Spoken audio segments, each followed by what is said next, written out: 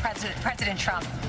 But I am not proud to stand with what I saw in that courtroom. That is a violation of everything I stand for, and that is why I stand with Trump. And that is why so many Americans are so proud that he is running again and so excited to run to the ballot box. But don't get it twisted. We are seeing a violation of our justice system. Former President Donald Trump has been ordered to pay E. Jean Carroll a staggering sum of money for defaming her. And while Carroll left the courthouse smiling and said nothing, Trump's lead attorney, as you just heard, she had a lot to say about the result. Hello, I'm Ellison Barber in for Gadi Schwartz, and this is Stay Tuned Now.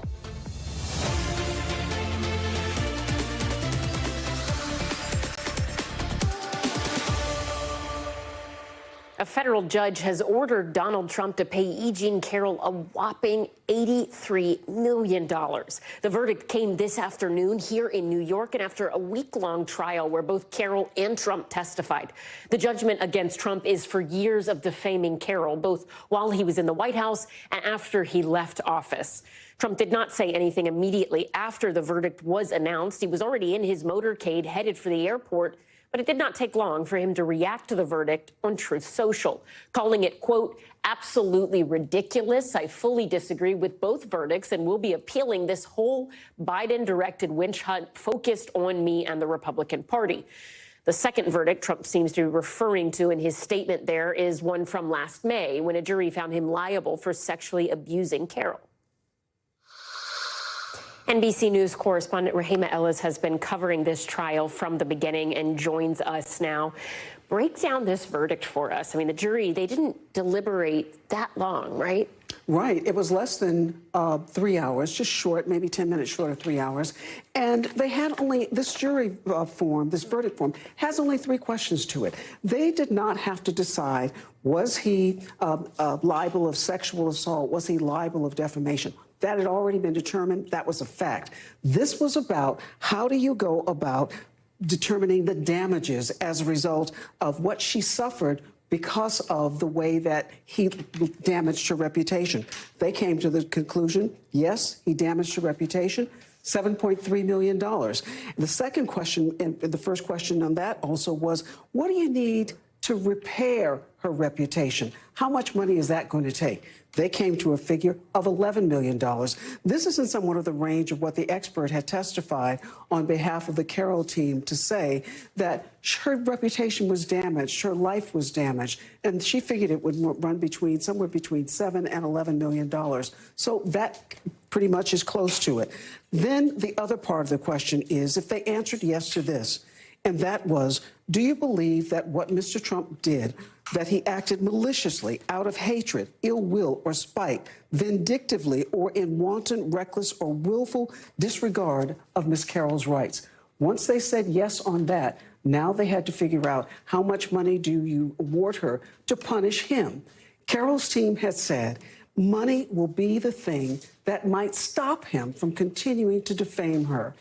You know, he did not show up for the first trial back in May of last year when it was about his reputation.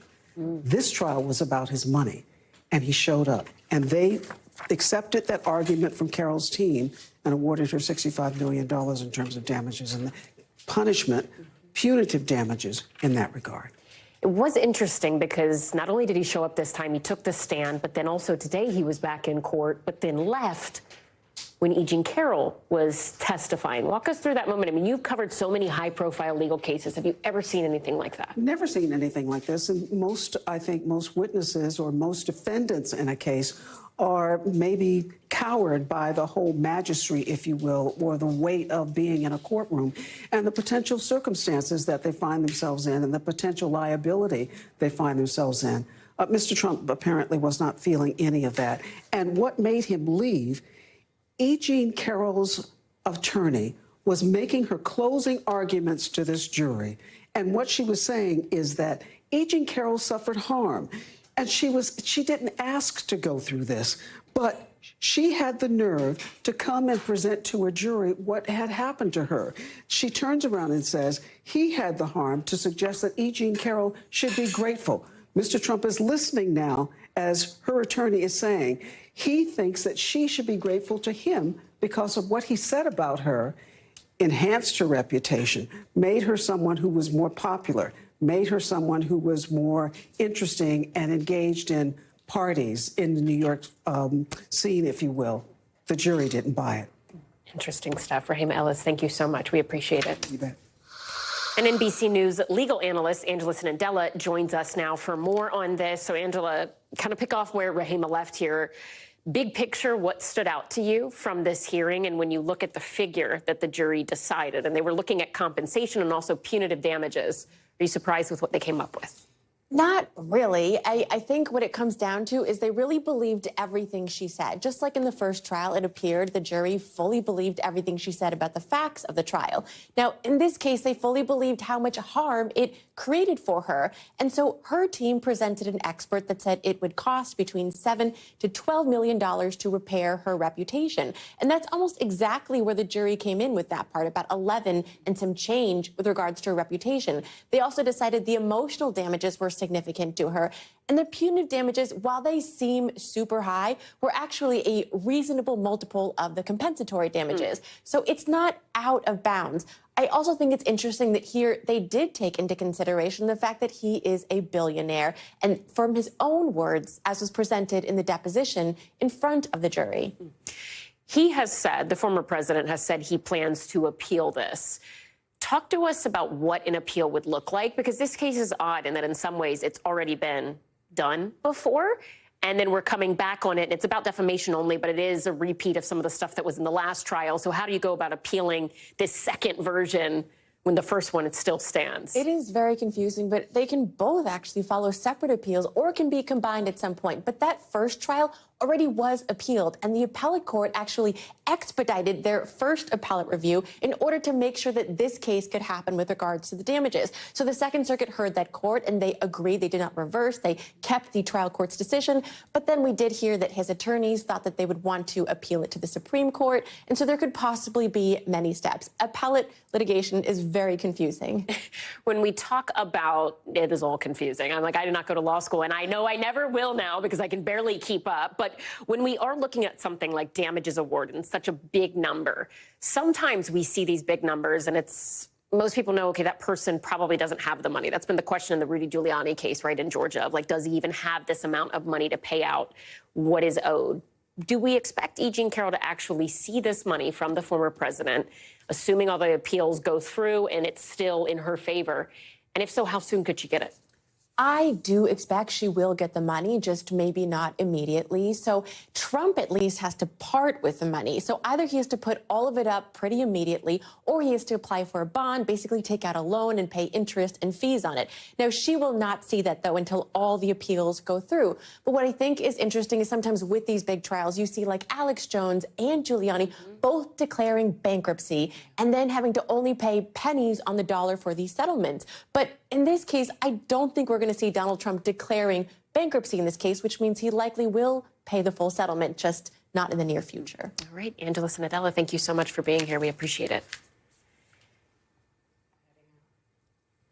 Alabama's Attorney General is standing by the country's first ever execution by nitrogen gas, calling it, quote, historic, humane, and effective. As of last night, nitrogen epoxy as a means of execution is no longer an untested method. It is a proven one. Alabama has done it, and now so can you. And we stand ready to assist you in implementing this method in your states. But others who witnessed Kenneth Smith's execution last night tell a very different story. Didn't see someone go unconscious in 2 or 3 seconds. We didn't see somebody go unconscious in 30 seconds. What we saw was minutes of someone struggling for their life. Smith was on death row after being convicted for his role in a 1988 murder for hire of a woman named Elizabeth Sennett. She was a mother of 2. The person who hired Smith and 2 others, it was her husband. The Supreme Court rejected Smith's final request to intervene shortly before he was put to death. NBC News correspondent Emily Ikeda has more.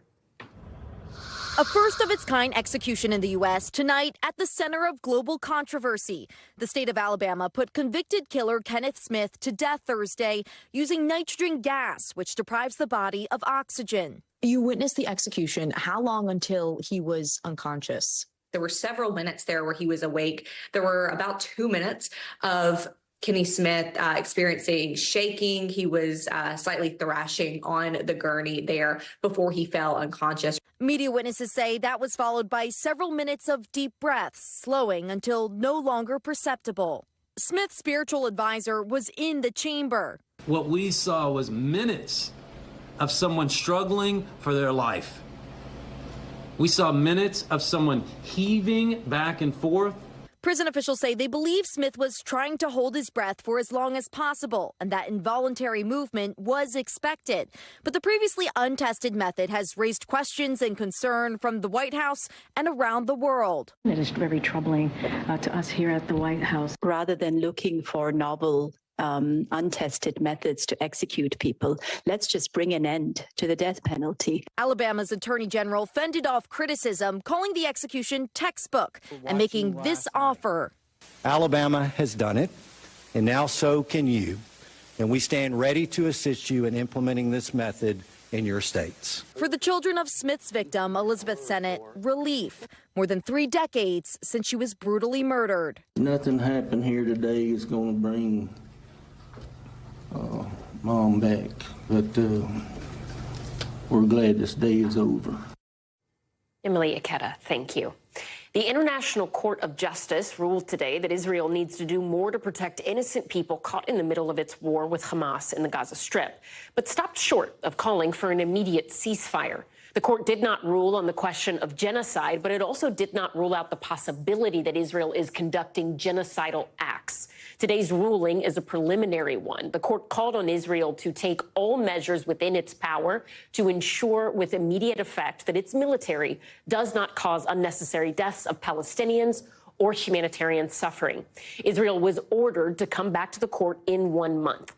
Reaction to all of this was swift, and each side interpreted the court's ruling differently. Israel's Prime Minister Benjamin Netanyahu had this to say.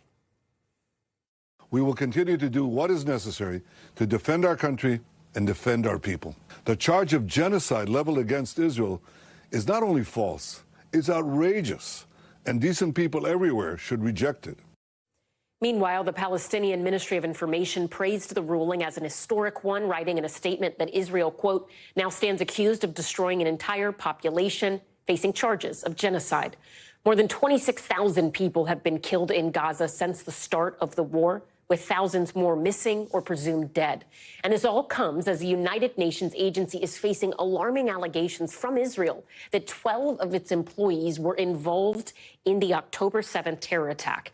The U.S. has temporarily paused funding for the agency while it investigates these claims. NBC News foreign correspondent Raf Sanchez has more. Today's ruling was an interim ruling in the case that South Africa brought against Israel, accusing it of committing genocide in Gaza. It's going to be years before the court actually rules on the merits of the case, whether or not Israel did indeed commit genocide. But it is today issuing kind of the international law equivalent of an injunction, saying that there is enough evidence of potential genocide that it is stepping in, and it is ordering Israel to do a number of things. One, prevent its forces from committing genocide inside Gaza. Two, allow more aid into Gaza to ease the devastating humanitarian situation there. Three, prevent and punish Israeli officials from making any further statements that could be seen as incitement to genocide. The court citing a number of comments made, including by Israel's defense minister, where he said we are fighting against human animals that could be seen as potentially calling for genocide. Now, the court stopped short of ordering Israel to cease its military operations inside of Gaza. The court has no enforcement methods. It could go to the UN Security Council, ask the Security Council to enforce its rulings, but on its own, it is merely able to say that Israel is or is not breaching international law. That's not a verdict that it reached today. We heard from Israeli Prime Minister Benjamin Netanyahu earlier. He said he was glad the court recognized, in his words, Israel's right to self-defense by not ordering it to stop its offensive inside of Gaza. But he also said the allegations Israel is committing genocide are outrageous. For Palestinians, they see this as a partial victory. Israel had asked the court to throw this case out altogether, but the court found enough evidence of potential genocide that it is continuing on with this case. Palestinians say that is a significant legal moment, and they believe it may be a first step towards ending what they see as impunity for Israeli actions. Back to you. Raf Sanchez in Tel Aviv, thank you. Don't go anywhere because we are just getting started. After the break, back in the air, Boeing's MAX 9 jets are starting to fly again 3 weeks after that mid-air nightmare. The very latest on the inspection process. And massive pileup, more than 30 cars smashed, more than a dozen people sent to the hospital. What caused this chain reaction crash in Alaska? Plus, following the money, we are in Hawaii for an up-close look at the recovery from the Maui wildfires 6 months later, inside the debris removal process that's just now getting underway. Stay tuned.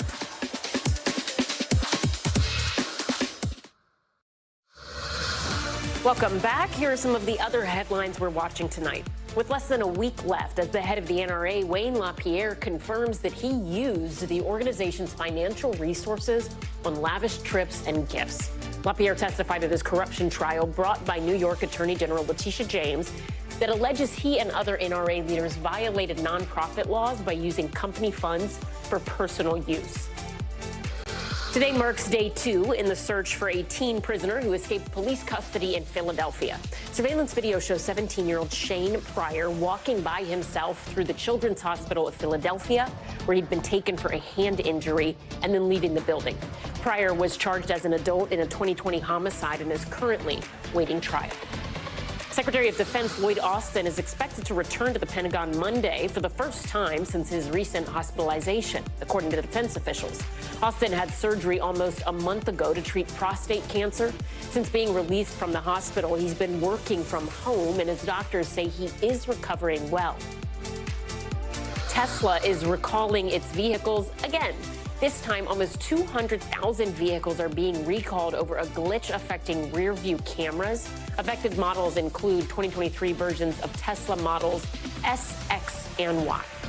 And a Long Island man has been accused of hoarding nearly 100 animals in his basement, some of them exotic. Authorities found ducks and quails kept next to reptiles, including an endangered tiger salamander. 32-year-old Matthew Spur even had a young ostrich named Eddie, which he apparently bought off of eBay.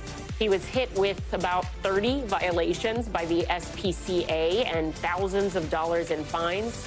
As for Eddie the ostrich and the rest of the illegal menagerie, they will all be heading to sanctuaries. The first MAX 9 passenger flights are returning to the sky after the FAA grounded the planes following that scary mid-air emergency in Portland. While the planes are being thoroughly inspected, the pressure is still mounting for Boeing as the company tries to regain its reputation. NBC News correspondent Tom Costello has the latest. Alaska Flight 1146, Seattle to San Diego, scheduled to be the first MAX 9 to return to flight as Alaska gradually reintroduces all of its inspected 9s. We expect within about a week, our entire 65 airplanes, or close to that, should be up back in full service. United plans to start flying its MAX 9s this Sunday. Both airlines say passengers who don't want to fly the MAX 9 can rebook without penalty. The aircraft type is usually on the reservation and ticket. It was 3 weeks ago that the door plug on Alaska Flight 1282 blew out over Portland. Passengers Joan and Gilbert Marin were on board. It was very cold, but everything was rushing out, so we didn't have a smell. We just had to roar. Investigators are looking at whether the door plug was ever bolted in place. NTSB investigators were back at the Boeing plant today as both Alaska and United Airlines continue inspecting their own MAX 9s. Most MAX 9s have two door plugs, one on the right side and one on the left side. And it's taking maintenance teams up to 10 hours per door plugs to do the inspection, making sure that every single bolt on the plug is secure. On Thursday, Boeing stopped all 737 MAX production to focus on quality control. We, the Boeing company, are under a tremendous amount of scrutiny, and what I will say is rightly so. In Washington, bipartisan support for congressional hearings. It is in everyone's interest that Boeing continue to prosper. For that to happen, Boeing needs to have a safety culture. With the preliminary NTSB report expected next week. Tom Costello, NBC News, Washington. We turn to the weather now because storms across the country, they are going to bring a wet and wintry mix to millions of people this weekend. In Texas today, overflowing rivers forced evacuations from this RV park. And as the West Coast is still cleaning up from storms there earlier in the week, the threat for more rain might be on the way. Joining us now with the forecast is NBC's Bill Cairns. Hey, Bill. Allison, what a week it's been from the flooding concerns we've had in the South, ice jams in the middle of the nation, the big heat waves. Today was 80 degrees in Washington, D.C. in January. Now we're heading into a pretty wild weekend, too, with two storm systems across the country. So the first one is the one we've been dealing with, all the heavy soaking rains that we've been dealing with in areas of the South. Storm number 2 is on the way, and that's already started this evening. Torrential rain in areas from Houston into Louisiana, thunderstorms with it also. And all of this mess is going to be up through the Northeast by Sunday night. So we're going to track this from the Texas coast all the way up through Boston. As we get through the day tomorrow, this moves through the South. We'll have some severe weather with it. I'll talk about that in a second. We'll also have that heavy rain. Not a lot of snow on Saturday. It's not a lot of cold air. It's pretty warm. It doesn't get into that colder air mass until Sunday morning into the afternoon, especially through New York State, western and northern Pennsylvania, in the mountainous areas of New Hampshire, Massachusetts, and Vermont. Because that's the Sunday at 5 p.m. Notice just rain, Boston, Hartford, down I-95, New York, Philly, into Washington, D.C. So traveling-wise in airports shouldn't be too bad. Now, if we get severe weather out of this, unfortunately, it looks like it's over the top of Alabama. Slight risk of severe storms, likely forming somewhere near Mobile and then heading towards like Montgomery and Birmingham as we go throughout the afternoon. Late in the day, these storms should be dying near Atlanta, so possible airport delays there. How much snow will we get? This is going to be a heavy wet snow, elevation dependent. So we're talking the Catskills could get up to 6, maybe 10 inches of snow. The southern Berkshires here, and also into areas of Vermont. The White and the Green Mountains we get a little bit into areas of New Hampshire, but southern New England, no snow. Looks like all the kids can prepare for school. And then the other storm we have to deal with, this is an atmospheric river that's going to linger here over the west. We're going to get significant wet weather and rain in the Olympics, also in the Cascades. We should be talking about river flooding probably about Monday to Tuesday next week because this storm system is going to linger. And Allison, I mentioned how warm it was today. Look at these high temperatures. I could have used some of this. 70s and 80s all the way through the mid-Atlantic. That's coming to an end, though. We'll have to wait till spring to see anything like that again soon. Bill Cairns, thank you. As Bill said, more flooding for some parts of the country. It's on the way. And now a new study actually suggests the bad flooding we saw in Southern California this week was amplified by climate change. On Monday, San Diego streets turned into rivers. People waded through floodwaters and cars piled on top of each other. And the area is still dealing with damage. NBC's national climate reporter Chase Kane explains the connection.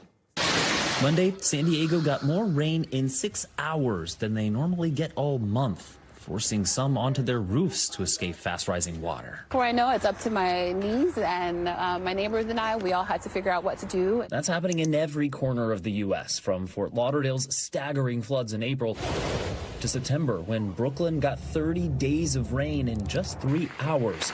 That swamped LaGuardia Airport and subway lines across the city. And I'm really disgusted by it because you can't even get home. Climate change is driving both these events and the overall trend, with the most destructive floods happening 3 times as often as they once did. Floods causing more than $1 billion in damage hit the U.S. on average every 19 months between 1980 and 2009. But since 2010, they're now happening an average of every 6 months. Last year, there were 4. I just never have ever never in my 40 years seen it like this. And that is not hyperbole. Climate change is amplifying and accelerating the physics of the water cycle. So the more that humans heat the planet, the thirstier the atmosphere gets, evaporating more water, often dumping that water more quickly, and sometimes all on one community. Like in Southern California, where researchers at Climameter calculated how burning fossil fuel made Monday's storm even wetter, flooding neighborhoods and triggering mudslides. For San Diego area, we find that this increase of precipitation is up to 15% more rain during this event due to anthropogenic climate change. It's not just rain over time, it's the heavier rainfall rates themselves, 2 inch per hour, 3 inch per hour rates. That's overwhelming the subway, the sewer system. We're just seeing that more and more in all regions across the U.S., that the current infrastructure is not built to handle the climate change as it's occurring right now. Further highlighting the need to adapt is an analysis from nonprofit climate research group First Street Foundation. It found that previously rare floods are happening up to 12 times more often in the areas shaded in the darkest blue, like along the Gulf Coast, where some towns in Texas this week got more than a foot of rain, triggering more widespread flooding. In New York, I'm national climate reporter Chase Kane. Coming up, the suspected murderer of 4 University of Idaho students back in court. The message from family members of the victims with a trial date still not set. That's after the break. But first, you've got to see this. Meet Ifruz, whatever you want to call him. He's cute. He's a 4-year-old Jack Russell Terrier that has taken up surfing with his owner, Mario Canella, who is also a surfing instructor. The two can be seen surfing it up off the coast of Peru on sunny days. This duo, they really do know how to make waves. How do you say hang 10 for a dog? I think it's hang 20. We'll be right back.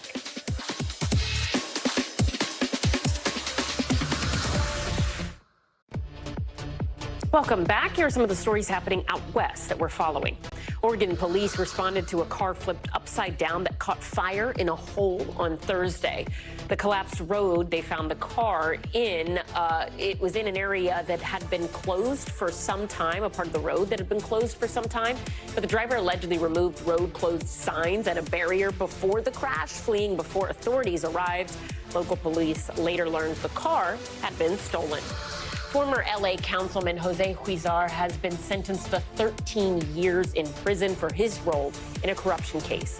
Huizar is accused of accepting $1.5 million in bribes, as well as other benefits from developers with real estate projects in his downtown L.A. district. His sentencing caps a sweeping corruption inquiry that began in 2015 and included a number of City Hall figures. Foggy conditions caused a massive car pileup in Alaska on Thursday. 37 cars were involved in a chain reaction collision that closed a busy highway for several hours. At least 13 people were taken to a local hospital with minor injuries. Police say the dense fog limited visibility and caused one driver to lose control while they were trying to avoid a rear-end collision. In Idaho, Brian Kohberger was back in court today. He stands accused of murdering 4 University of Idaho students in November of 2022. Today, his legal team asked a judge to throw out the charges against him. This is the second time they've made this sort of request after claiming improper conduct during the grand jury proceedings. Meanwhile, 14 months after the crime, there still has not been a trial date set. And one of the victims' mothers says it is well past time. Really is a date that we feel like it's a start to, healing. You can't even grieve properly, honestly. I'm still just in denial. NBC News correspondent Elwin Lopez joins us now with more. So, Elwin, what happened in court today? Yeah, Allison, we were all expecting a trial date to be set today, but that did not happen. The state was eyeing this summer, but Kohberger's defense team said today that they wouldn't be ready for that date. They cited the vast amount of discovery and files that they say they still need to go through. They did, however, say that with the state's help, they might be comfortable going to trial March of 2025. That would be more than 2 years after those brutal killings. Allison, setting that trial date has, of course, been top of mind for the victims' families. We heard that little bit from the mother of one of the victims. Have we heard from any other family members of these 4 who were so brutally killed? Yeah, so Kaylee's family was in court today. The judge today also acknowledging what they're going through, saying that he is so sorry. We spoke to the Gonzalez's family earlier before the hearing, and, you know, they were in court today hearing that back and forth between the prosecution and the defense. And one thing that they told us prior to that hearing was that they were hoping that today we're going to have a date for that trial. But, Ellison, now they left court without it. NBC's Elwyn Lopez, thank you so much. We appreciate it. It's been nearly 6 months since the deadliest wildfire in U.S. history tore through Hawaii, and cleanup efforts, they're still getting underway. The U.S. Army Corps of Engineers is just beginning to remove thousands of pounds of debris from the historic town of Lahaina on Maui. The August fires killed 101 people and destroyed nearly 3,000 homes and businesses across the island. Losses were estimated at about $6 billion. Almost immediately, the state received hundreds of millions of dollars in federal aid as well as private donations from well-known celebrities. CNBC special correspondent Jane Wells is tracking down where that money is being spent, and she joins us now from Hawaii, where she got a firsthand look at the recovery efforts. So, Jane, this recovery, it is expected to take years. Where do the efforts currently stand, and what are some of the remaining challenges, particularly when it comes to housing? Ellison, let me just tell you, it's as if time has stood still in many ways for the last 6 months. Just today, the AP is reporting they have finally identified the 100th known victim, and we were the only camera that was allowed inside the fire zone today with the Army Corps of Engineers because they are just now starting to remove debris. And as we went along Front Street in downtown Lahaina, I mean, it's just still destroyed, but there was one hopeful sign. The iconic, ancient, legendary banyan tree that everyone thought was dead is starting to sprout some green leaves. So that is a hopeful sign. Jane, remind us who promised to donate millions of dollars, and those promises, did any of that money actually come through? And if so, where exactly did it go?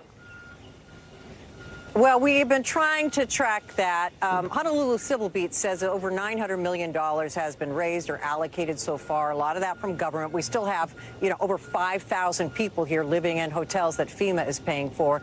But, for example, the celebrities, Guy Fieri reportedly raised more than $2.5 million. When I reached out to the organization to find out where that went, I never got an answer.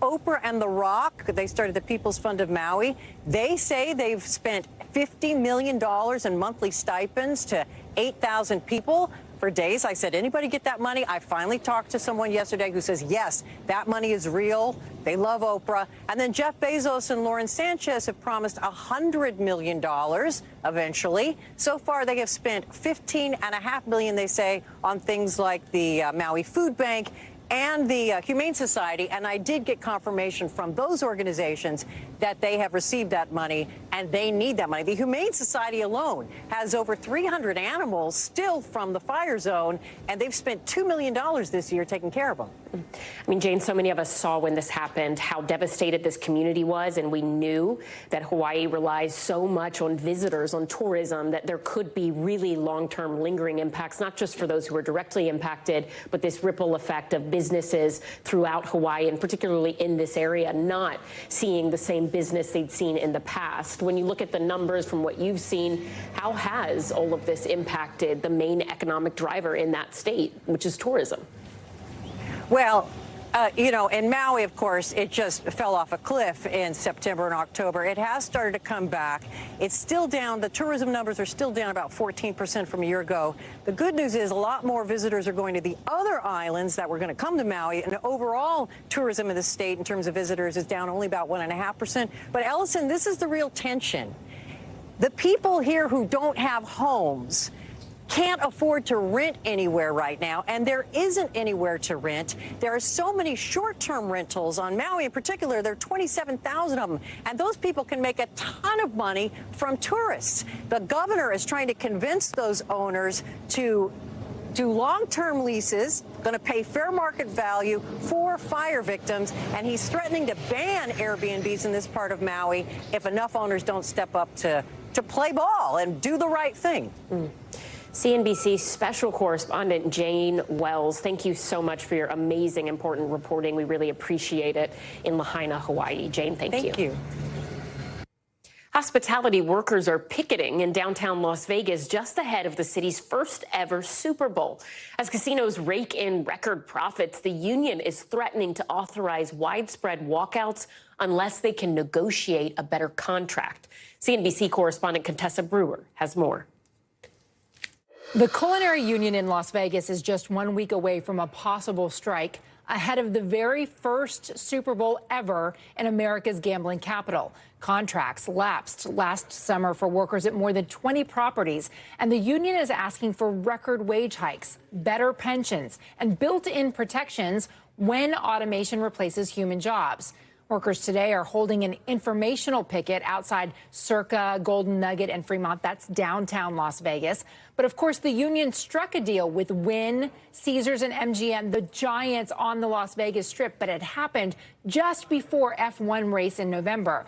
That resulted in the largest wage increases in the union's history. Well, now they have 1 week to hammer out deals with 20 other properties, making up nearly 5,000 workers. One big sticking point, though, the union is asking for the same wages at these smaller independent casinos that the big guys are paying. The union told me, yeah, that's just standard, and says that the casinos are making huge profits in the post-pandemic boom in Las Vegas and that workers deserve to participate in the upside. A union spokesperson told me workers are committed to striking if their employers won't make a deal. And that would, of course, affect hospitality at the Super Bowl at those affected properties. It would also have an impact on the bottom line of the companies. Already we've heard from Caesars just revising its fourth quarter earnings estimates, in part because of the labor costs attributed to that historic deal with the culinary union. 1 week left. Ellison? NBC correspondent Contessa Brewer, thank you.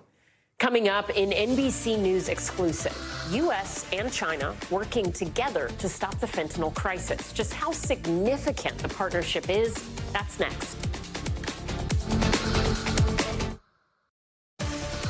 Welcome back. Let's take a quick look around the world. Houthi rebels in Yemen fired a missile towards U.S. troops earlier today, according to the U.S. Pentagon.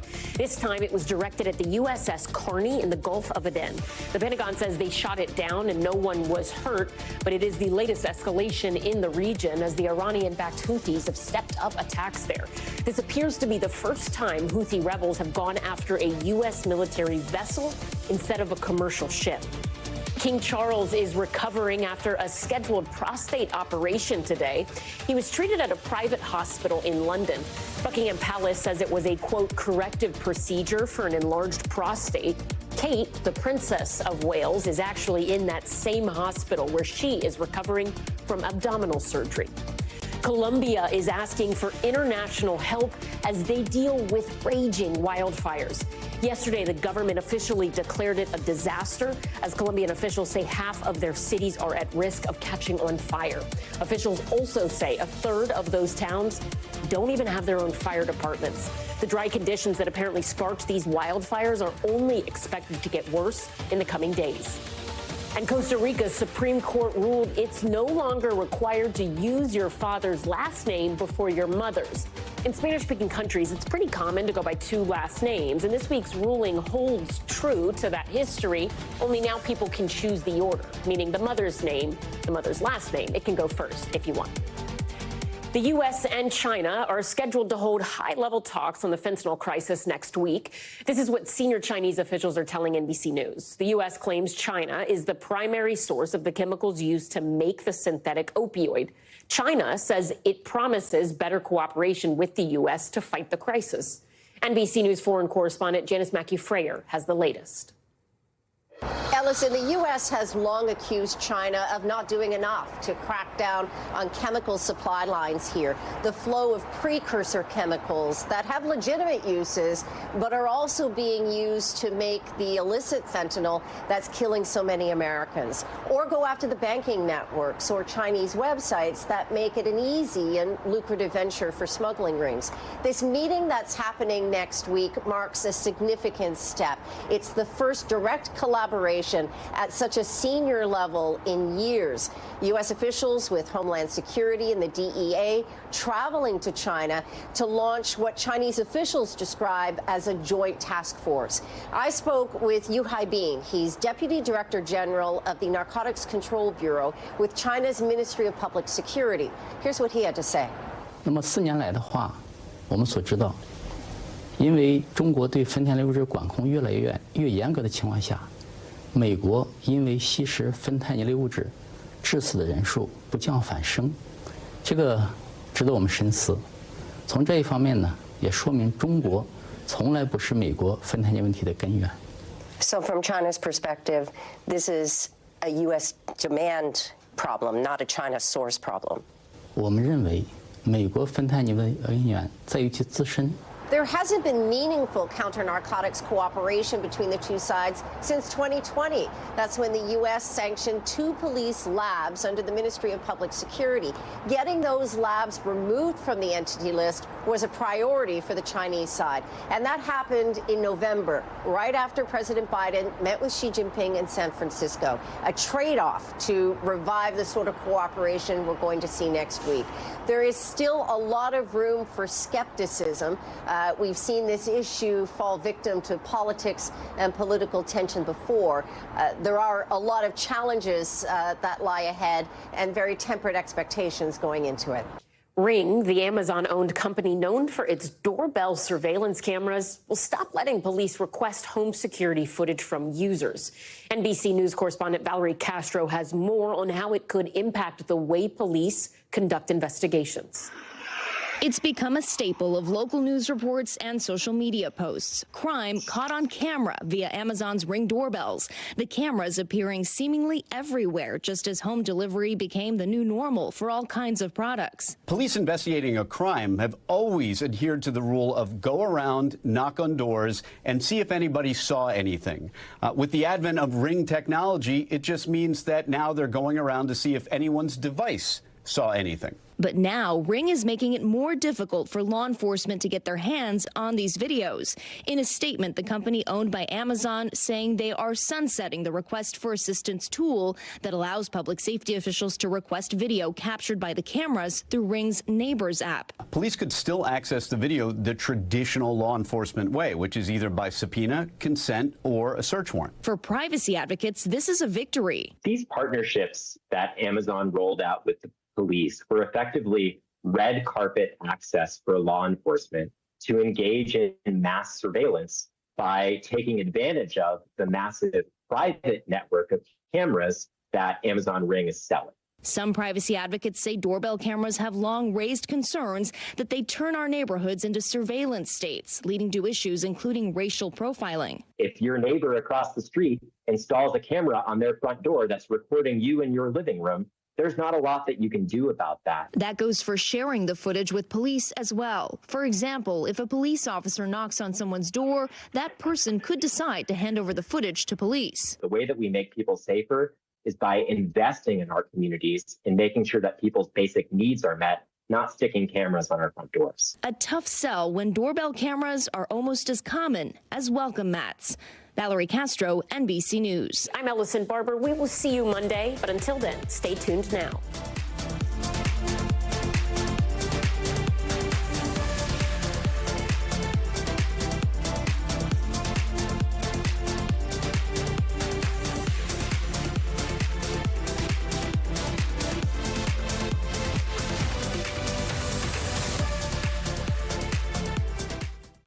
Thanks for watching. Stay updated about breaking news and top stories on the NBC News app or follow us on social media.